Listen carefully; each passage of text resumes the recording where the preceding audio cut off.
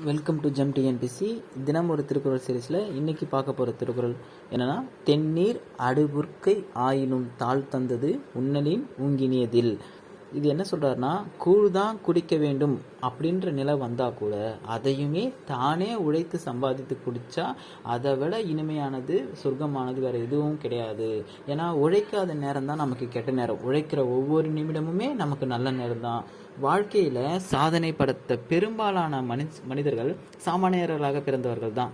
Computer, தொழில்துறை, அரசியல், பொருளாதாரம் என இன்னைக்கு நம்ம எந்த துறை எடுத்தாலும் உயர்ந்த நிலையில் இருக்கக்கூடிய பெரும்பாலான மனிதர்கள் சாதாரண நிலையில் பிறந்து சாதனை படைத்தவர்கள் தான். இவங்க கையில் பிடிச்ச ஒரே ஒரு விஷயம் சூட்சமம் அப்படின்னு பார்த்தா உழைப்பு, தொடர்ந்த உழைப்பு, அறிவுபூர்வமான உழைப்பு, நுணுக்கங்களோடு நிறைந்த அறிவுபூர்வமான உழைப்பு.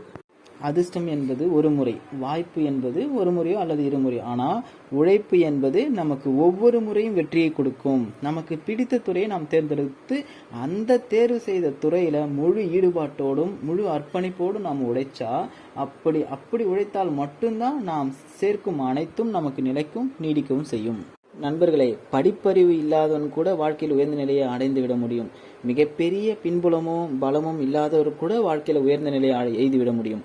நற்சிந்தனையும் நல்ல குணங்கள் இல்லாதவங்க கூட வாழ்க்கையில் மிகப்பெரிய இடத்தை அடைந்து இருக்கிறார்கள். ஆனால் எந்த ஒரு சாதனையாளனும் உழைக்காமல் அந்த சாதனையை பெற்றுவிடவில்லை என்பதை மாத்திரம் மனதில் வைத்துக் கொள்ளுங்கள். நீங்கள் கேட்கலாம், ஒரு நாளைக்கு 10 மணி நேரம் வேலை செய்யும் தொழிலாளர் கூட உழைத்து தான் இருக்கிறாங்க, அவங்க வாழ்க்கையில் என்ன பெரிய முன்னேற்றத்தை கண்டுவிட்டாங்க?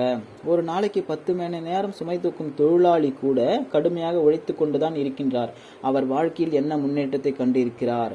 உடல் உழைப்பு என்பதை விட அறிவால் உழைப்பது என்பதுதான் முக்கியம். வாழ்க்கை என்பது ஒரு சதுரங்க வேட்டை. இங்கு உடல் பலம் உள்ளவர்களுக்கு வெற்றி கிட்டாது, அறிவில் பலம் உள்ளவர்களுக்கு மட்டும்தான் வெற்றி கிட்டும்.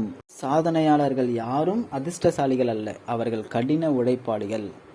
கடின உழைப்பு உலகில் நிகர் ஏதும் இல்லை. உழைப்பு என்பது அவமானமும் இல்லை. உழைக்காமல் ஓய்ந்திருப்பதுதான் அவமானம். உழைக்காமல் யாரும் ஜெயித்ததாக உலகத்தில் வரலாறே கிடையாது. நன்றிகள்.